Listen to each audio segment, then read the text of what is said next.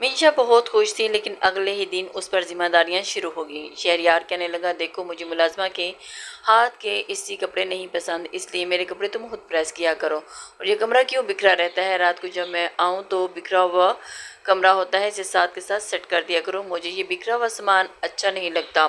मीशा ने पहले तो कुछ नहीं कहा, जैसे तैसे चादर आती थी बिछा दी, चीज़ें भी एक तरफ रख दी, लेकिन बस एक जगह से उठाकर दूसरी जगह रख देती थी, संभालती नहीं थी। किचन में भी इसने बस थोड़ा बहुत ही काम किया था।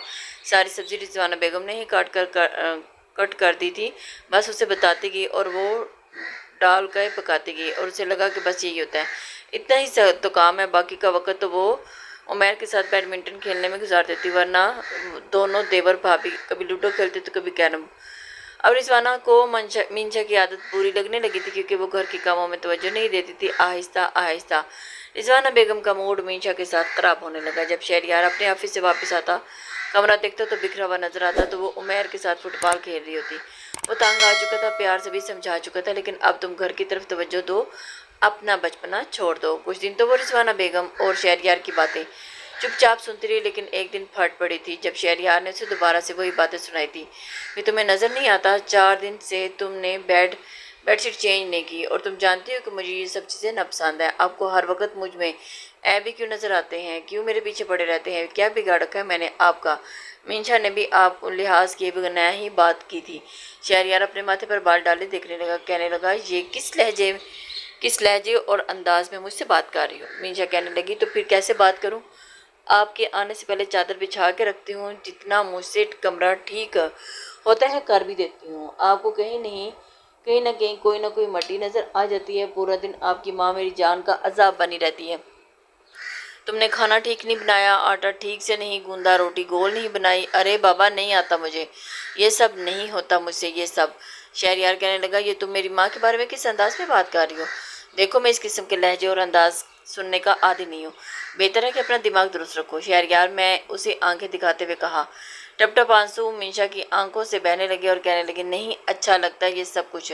हर वक्त आपको और आपकी वालदा को मुझसे सिर्फ ऐब ही नजर आते हैं, तो क्या खूबी है तुम में? और तुम्हारी शादी को 3 महीने गुजर गए और अभी तक तुम्हें खाना ठीक से बनाना नहीं आता। घर में आओ तो अम्मी की एक अलग बहस होती है कि तुम्हें सिखा सिखा के थकी हूँ, लेकिन तुम ध्यान नहीं देती। सारा दिन ऑफिस का काम कर करके मैं ज़हनी तौर पर परेशान हो जाता हूँ। घर में इंसान सुकून के लिए आता है, चाहता है कि जब कमरे में दाखिल हो तो उसे अपना कमरा साफ सुथरा नजर आए, लेकिन शायद तुम्हें साफ सुथराई की आदत ही नहीं।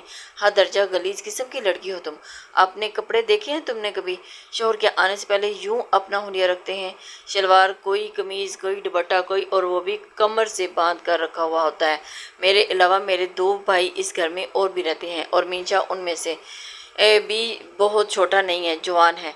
दोनों अपना दुपट्टा ठीक तरीके से लिया करो, और आज के बाद तुम्हें उमैर के साथ ऊट पटांग हरकतें करते ना देखो।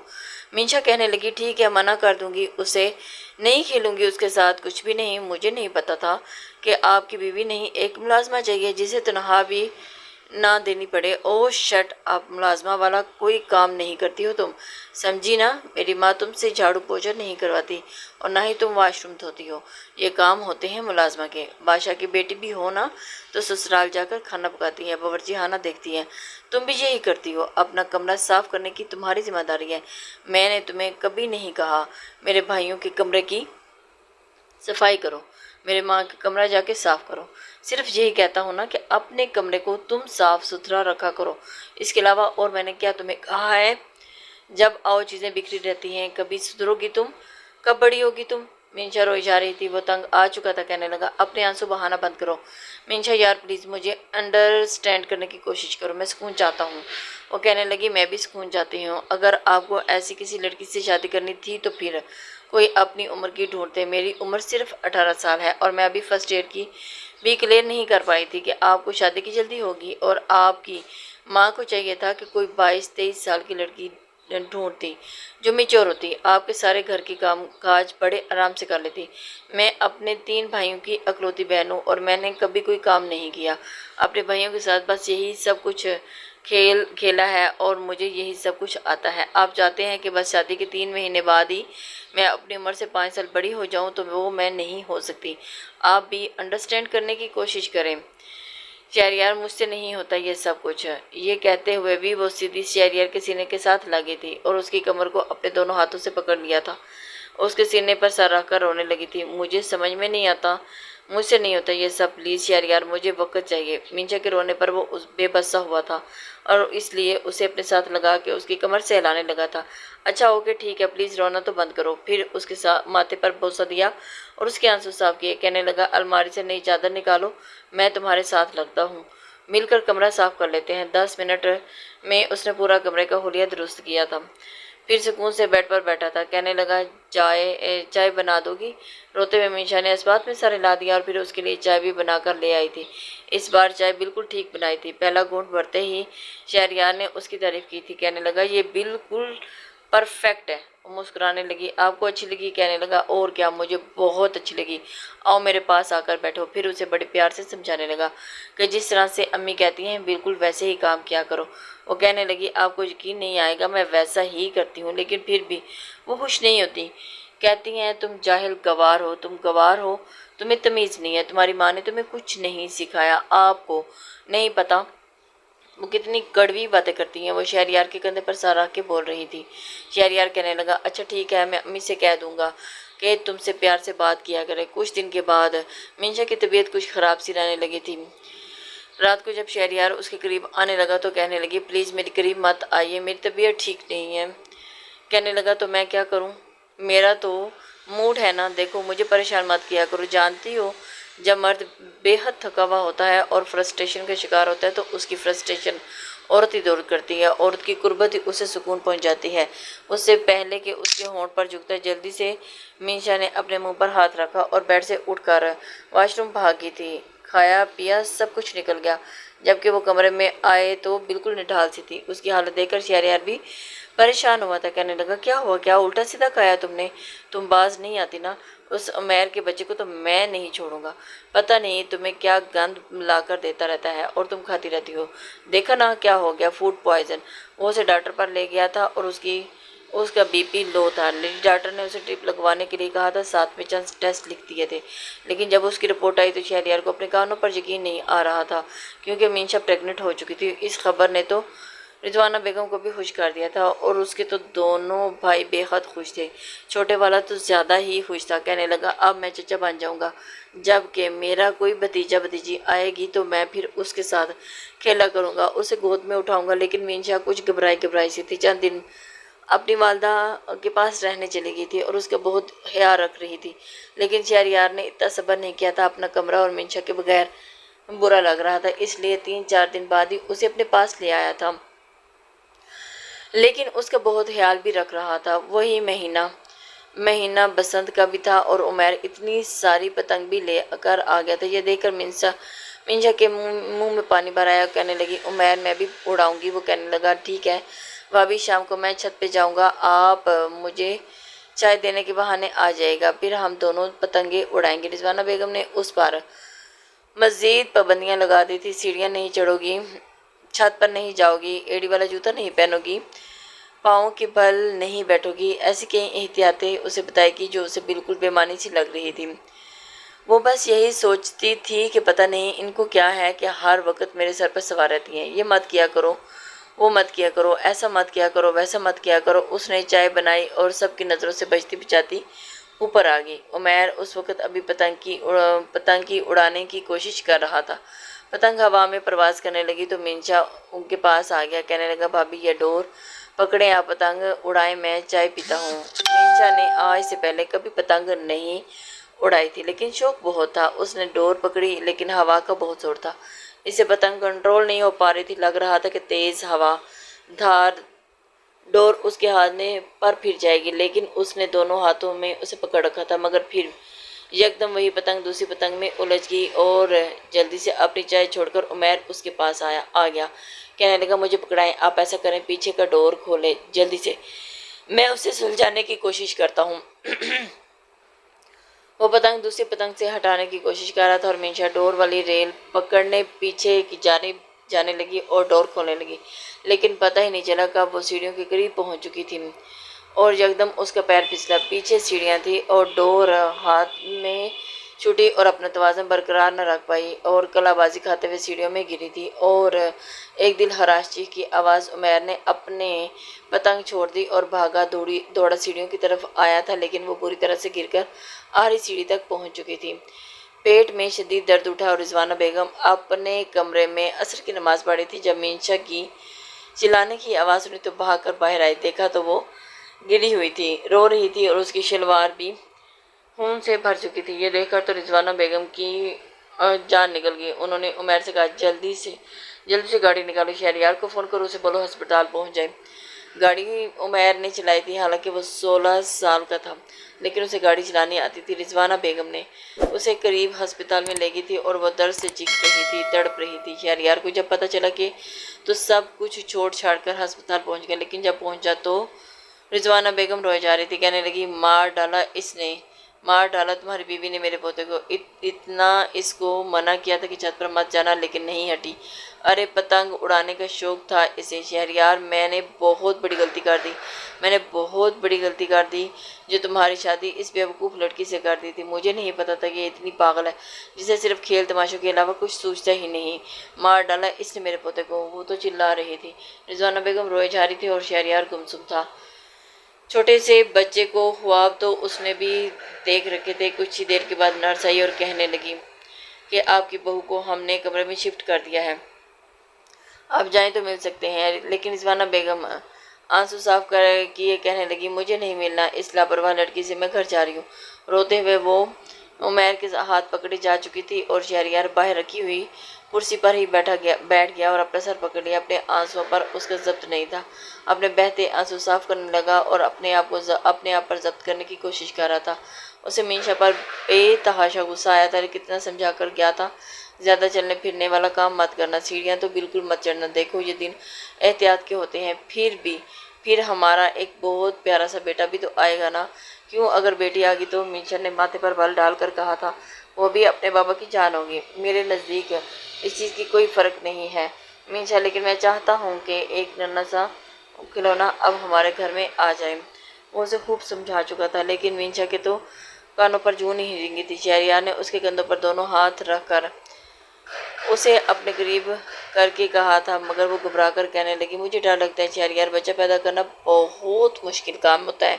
मैंने सुना है बहुत दर्द होता है और मुझे नहीं लगता कि मैं बच्चा पैदा कर पाऊंगी और इतना दर्द सह पाऊंगी। पता नहीं इतनी जल्दी ये सब क्यों हो गया। शहरयार, वो परेशान थी। जब परेशान होती थी तो शहरयार के साथ लग जाती थी। उस वक़्त भी वो शहरयार के कंधे के साथ लाकर अस्पताल के प्राइवेट रूम में लेटी रो रही थी और उसे लगा था कि शहरयार उसे अपने साथ लगाएगा और उसके सर से लाएगा, उसे तसल्ली देगा कि कोई बात नहीं।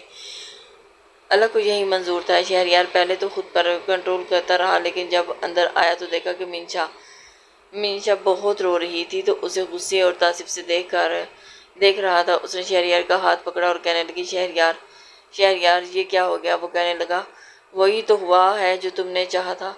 ये सुनकर वो ताज्जुब से शहरयार को देखने लगी और कहने लगी, क्या मतलब है आपका? आपको लगता है कि ये सब मैंने जानबूझकर किया है? वो कहने लगा कि छत पर जाने से मैंने मना किया था। ये क्या करने गई थी? मना किया था ना कि मैंने तुम्हें मना किया था ना कि मेरी बात कोई अहमियत नहीं दी तुम्हारे नज़दीक। तुम्हें मेरी अम्मी ने मना किया था कि इस बात की कोई औकात नहीं तुम्हारी नज़र में। क्यों गई थी तुम छत पर, बताओ मुझे। वो बड़े गुस्से से बोला था और मीनशा कहने लगी, मुझे क्या पता था कि ये सब हो जाएगा। शहरयार ने जानबूझकर कुछ नहीं किया। वो कहने लगा, किया ही क्यों? तुम्हें पता है ना कि तुमने क्या खो दिया मीनशा? तुम्हें एहसास है कि तुमने मेरे बच्चे को मार डाला है अपनी बेहतियाती की वजह से। वो कहने लगी, आप मुझे माफ़ कर दें, लेकिन मेरा कोई कसूर नहीं है, ये सब कुछ एक हादसा था, मैंने जानबूझकर कुछ नहीं किया। वो कहने लगा, हाँ तुमने कुछ नहीं किया, जानबूझकर नहीं करती। आज तक मैं तुम्हारी हर बात, सारी हरकतों को बर्दाश्त करता रहा हूँ, लेकिन आज तुम्हारी वजह से जो कुछ मैंने खो दिया है ना, वो तुम्हें कभी माफ़ नहीं करूँगा। ये कहकर उसने जेब से मोबाइल निकाला और आमना बेगम को फ़ोन किया। कहने लगा, मीनशा हॉस्पिटल में है, आपकी बेटी ने मेरे बेटे को मार डाला, जान से मार डाला, इसलिए मेरे घर में अब इसकी कोई जगह नहीं, आपकी बेटी की कोई जगह नहीं। मैं हॉस्पिटल का बिल पे करके जा रहा हूँ, इसे आप आकर संभाल लें। اور جب یہ ٹھیک ہو جائے تو اپنے گھر لے جائے گا، میرے گھر میں فی الحال اس کی کوئی گنجائش نہیں۔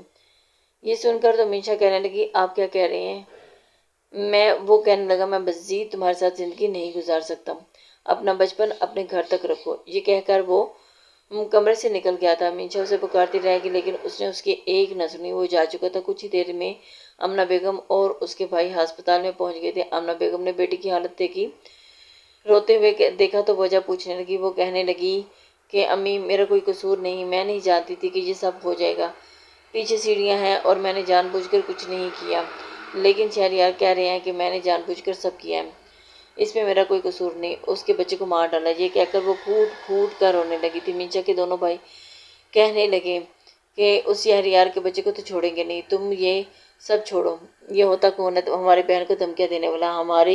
ہماری بہن ہم پر بوجھ نہیں ہے۔ ارے قسمت میں نہیں تھا تو نہیں آیا نا بچہ، اگر اللہ کو منظور ہوتا تو کچھ بھی نہ ہوتا، وہ روح فنا دنیا میں آ کر رہتی، اس بچے نے آنا ہی نہیں تھا۔ وہ ہوتا کون ہے ہماری بہن پر الزام لگانے والا؟ دونوں بھائی غصے سے بکھرے پڑے تھے۔ کچھ ہی دیر میں منشا کی چھٹی ہو چکی تھی اور وہ اپنے گھر لے گئے تھے۔ کہنے لگا اماں ہم دونوں شہریار کے گھر جا رہے ہیں، اس کا گریبان پکڑ کر اس کی طبیعت صاف کر دیں گے، لیکن منشا نے جانے سے منع کر دیا۔ کہنے لگی نہیں بھائی آپ شہریار سے کچھ نہیں کہیں گے، پلیز مجھے اپنے گھر خراب نہیں کرنا، اور آپ غصہ کریں گے، وہ آپ سے زیادہ غصہ کریں گے تو پھر اس سے کیا نتیجہ نکلے گا یہ بھی آپ جانتی ہیں نا، اور میں بھی۔ آمنہ بیگم کہنے لگی منشا ٹھیک کہہ رہی ہے، ہم اپنی بیٹی کا گھر خراب نہیں کر سکتے اور اب تمہیں اپنے غصے پر کنٹرول کرنا چاہیے۔ دونوں بھائی اس تال میں تھے لیکن منشا نے کچھ نہیں کہنے دیا۔ دوسری جانب رضوانہ بیگم نے سارا کا سارا قصور منشا پر ہی ڈالا تھا۔ شہریار کا دل بہت زیادہ خراب ہو چکا تھا۔ وہ سوچنے پر مجبور ہو گیا تھا کہ شاید یہ لڑکی کبھی بھی میچور ہو ہی نہیں سکتی۔ رضوانہ بیگم نے اس کے کان روز کی یہی بحث تھی اور شہریار شروع کر دی تھی، اور تم اسے چھوڑ دو تو یہ کبھی بھی ہماری نسل آگے نہیں بڑھا پائے گی اور اس سے ہمیں کچھ فائدہ بھی نہیں ہوگا۔ دونوں بھائی چپ تھے۔ عمیر نے بس ذرا سی بات کی کہ میرا قصور تھا، میں نے بھابھی کو بلایا تھا، پلیز آپ انہیں سزا مت دیں، لیکن اس کی بات بھی کسی نے نہیں سنی تھی۔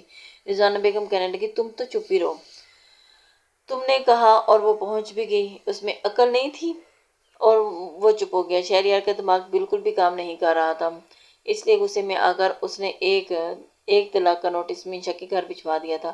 اب تو اس کے دونوں بھائیوں کو غصے سے برا حال تھا۔ منشا تو یوں تھی کہ جیسے پتھر کی ہو چکی تھی۔ اسے لگا تھا کہ شہریار ایسا کبھی بھی نہیں کرے گا، یہ وقتی غصہ ہے، جو ٹھیک ہو جائے گا تو وہ اسے لینے آ جائے گا، لیکن اس نے تو اسے ایک طلاق دے دی تھی اور اس کے بھائی تو غصے سے بفرے پڑے تھے۔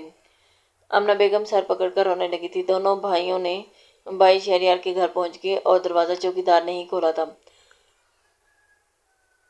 اور غصے سے اندر داخل ہوئے۔ رضوانہ بیگم تو ان کے منہ میں بھی لگنا نہیں چاہتی تھی، اس لیے کمرے میں چلے گئی۔ شہریار کہنے لگا کیوں آئے ہو آپ لوگ یہاں پر؟ وہ کہنے لگا تمہاری اتنی ہمت کہ تم نے ہماری بہن کو طلاق دو گے؟ کامران نے اس کا گریبان پکڑ لیا تھا۔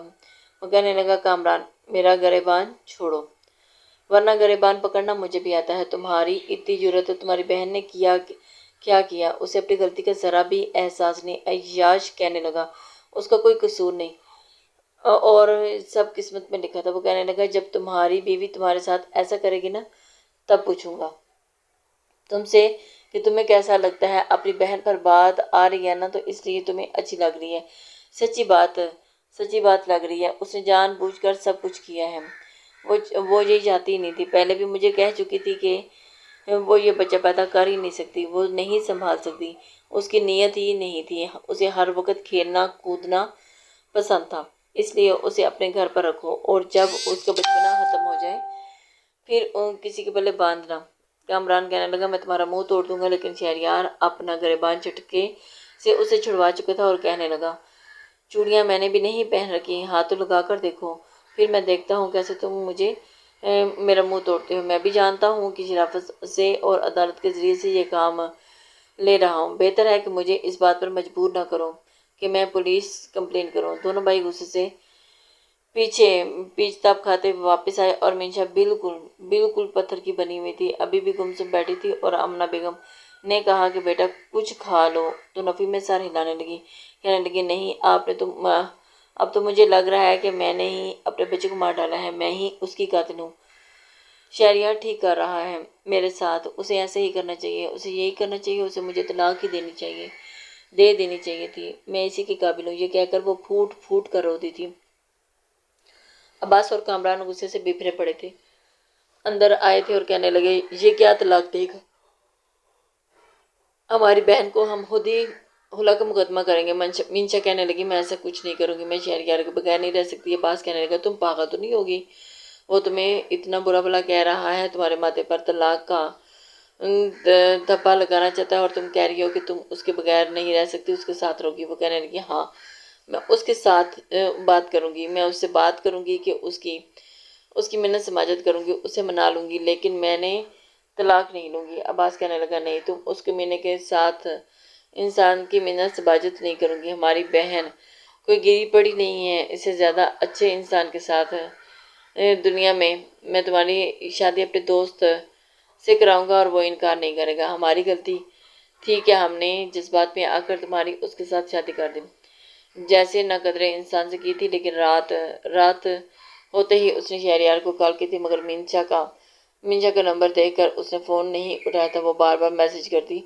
رہی کہ شہریار میں مر جاؤں گی تمہارے بغیر، پلیز مجھے طلاق مت دینا، لیکن شہریار کا غصہ کم نہیں ہو رہا تھا۔ چند روز اس نے بہت چاہا کہ شہریار اس سے بات کر لے، ایک بار معاف کر دے، لیکن اس نے نہیں کیا تھا، اور اس لیے اس نے بھی فیصلہ کر لیا کہ جب وہ چاہتا ہی نہیں تو کیوں پھر اس کے ساتھ زبردستی رشتہ نبھایا جائے۔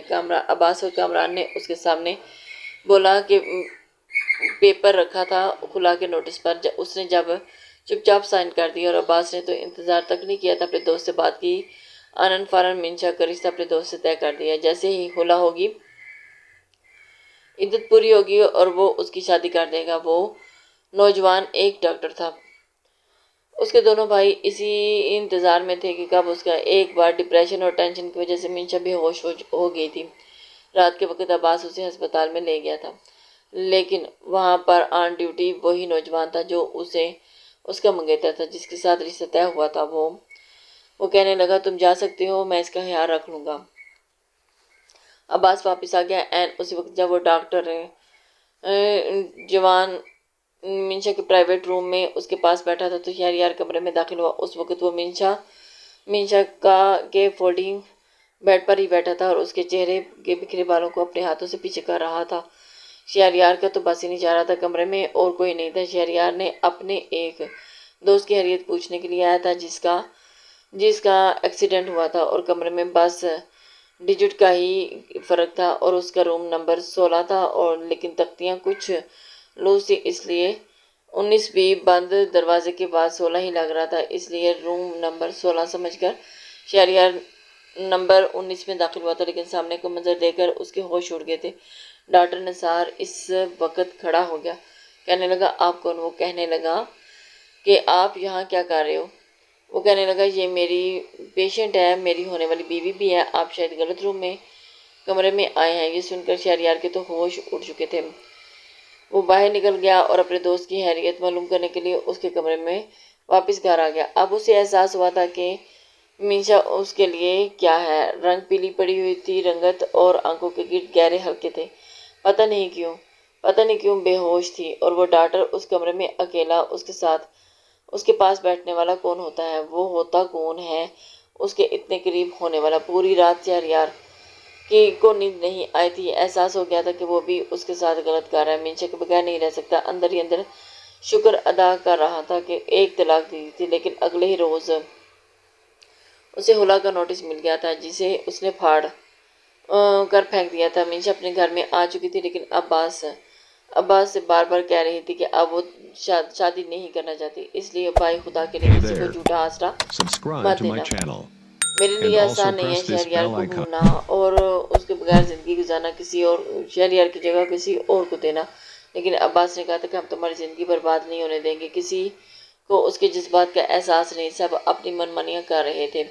رات کو ڈور بیل بجی تھی اور چوکیدار نے دروازہ کھولا تھا، تو شہریار اندر آیا اور بار بار मीनशा पुकारने लगा। इससे पहले कि मीनशा अपने कमरे से बाहर आकर शहरयार के पास आती, अब्बास और कामरान भी बाहर आ चुके थे। अपने कमरों से बाहर आए और आमना बेगम भी दोनों शहरयार के सामने खड़े हो गए थे और कहने लगे, अब यहाँ क्या करने आए हो, यहाँ क्यों आए हो? कहने लगा, मुझे मीनशा से बात करनी है। तुम लोग होते कौन हो? मेरी बीवी का रिश्ता करने वाले, किसी और के साथ तय करने वाले, और फिर भी वो मेरी बीवी है। वो बड़े गुस्से से बोला था। मीनशा अपने अपने कमरे के दरवाजे पे ही खड़े थे और फिर अब्बास कहने लगा, नहीं है तुम्हारी बीवी, एक तलाक तुम दे चुके हो। और वो कहने लगा, लेकिन रजू का हक हासिल है मुझे। कामरान कहने लगा, हुला का नोटिस मिल गया तुम्हें? कहने लगा, फाड़ के फेंक चुका हूँ मैं, वो मीनशा के बगैर नहीं रह सकता। सामने ही मीनशा दरवाजे पर खड़ी रो रही थी। कहने लगा, और वो भी नहीं रह सकती? ठीक है ठीक है ठीक है, मैं गुस्से में आ गया, नहीं होगा वो मेरा बच्चा मेरी किस्मत में, लेकिन मैं मीनशा को नहीं छोड़ सकता। लेकिन कामरान और अब्बास कहने लगे, जाओ यहाँ से, हमारी बहन तुम्हारे साथ नहीं रहेगी। तुम्हारा जब दिल करेगा चाहेगा तुम गुस्से में आकर यही कदम उठाओगे। बेहतर यही है कि तुम अभी कोई इंतहाई फैसला हो जाए। लेकिन इसने पहली ही बार हाथ जोड़कर घुटनों के बल बैठकर मीनशा दोनों हाथों से माफी मांगी थी कि कुछ नहीं कहेगा। अब फिर मीनशा से माफी मांगेगा। कहने लगा, मुझे माफ कर दो, मैं गुस्से में अंधा हो गया था, लेकिन अब समझ में आ गया है कि मैं तुम्हारे बगैर नहीं रह सकता। उसकी अपनी आंखों में भी आंसू आ गए थे और फिर कहने लगा, मीनशा चलो मेरे साथ, तुम्हारे बगैर नहीं रह सकता, तुम्हारे बगैर एक पल भी नहीं रह सकता। दिल में तो उसके भी शहरयारी था और उसके लिए चुपचाप उसके साथ चलेगी। लेकिन रात को अपना तकिया सोफे पर रख चुकी थी। वो कहने लगा, ये क्या कर रही हो? कहने लगी, बस अभी मेरा दिल इस बात पर आमादा नहीं कि मैं आपके साथ ऐसा कोई ताल्लुक कायम करूं। लेकिन शहरयार ने तकिया पकड़कर बेड पर रखा था और फिर उसके हाथ पकड़कर उसे बेड पर ले आया था। कहने लगा, रजू करना लाजमी है, तुम कहोगी तब भी नहीं रुकूंगा। बहुत गलत कर दिया मैंने, बहुत गलत कर दिया। ये कहते हुए उसकी गर्दन पर अपने लब रख चुके था। लेकिन मीनशा पत्थर की बनी हुई थी। उसके एहसास सो चुके थे, बर्फ की माने जम चुके थे, आंखों पर आंसू बह जा रहे थे। शहरयार ने फिर भी उसे माफी मांगी थी और उसका और भी ज्यादा ख्याल रखने लगा था। लेकिन एक चुप थी जो मीनशा को लग चुकी थी। अब वो चाहकर भी वो चुप तोड़ नहीं सकती थी। चुपचाप उसके सारे काम करती थी और खाना भी बनाती थी। अब तो रिजवाना बेगम को भी उससे कोई शिकायत नहीं थी। 19 साल की उम्र में उसने अपने आप को बहुत बड़ा कर लिया था। बचपन तो जैसे खो चुका था, एक बेटे की माँ भी बन चुकी थी, लेकिन फिर भी शहरयार से ठीक से बात नहीं करती थी, उसके गले नहीं लगती थी, रोकर उसे अपने दिल की बात नहीं बताती थी, अपने दिल की हर बात नहीं कहती थी। वो बार बार कहता था कि तुम पहले जैसे क्यों नहीं हो, क्यों इतनी चुपचाप रहती हो। और वो कहने लगी, बस दिल में एक आईने की तरह होता है शहरयार, इस पर एक बार दरार आ जाए तो पहले की तरह नहीं रहता। और ये लफ्ज़ तलाक मेरे दिल पर एक अजीब सी दरार डाल चुके हैं। आप यही चाहते थे ना कि मैं मेच्योर हो जाऊं, अपनी सारी हरकतें छोड़ दूं, अपनी उम्र से बड़ी हो जाऊं। मैंने वो सब कर लिया, लेकिन मैं पहले जैसी मोहब्बत नहीं दे सकती। शहरयार, आपको अपनी गलती का एहसास हो रहा था। औरत का दिल भी तो नाजुक होता है। तलाक लफ्ज़ ही ऐसा है जिसे अंदर ही अंदर तोड़ डालता है। शायद वो समझौते की जिंदगी गुजार रही थी और उसके कंधे पर गुस्सा रखकर उसके साथ लाकर शिकायत नहीं करती थी। इतना शहरयार सोच चुका था कि अपनी बीवी आखिरी हद तक कोशिश करेगा ताकि वो पहले जैसी हो जाए। लेकिन आपसे सवाल है कि क्या सब के बाद मीनशा पहले जैसी हो सकती है? प्लीज़ कमेंट्स में ज़रूर बताइएगा। हमें आपके कमेंट्स का बहुत इंतज़ार रहता है। अपने लाइक शेयर ज़रूर कर दिया करें, इससे हमारी हौसला अफजाई होती है। नेक्स्ट नावल तक के लिए अल्लाह हाफिज़।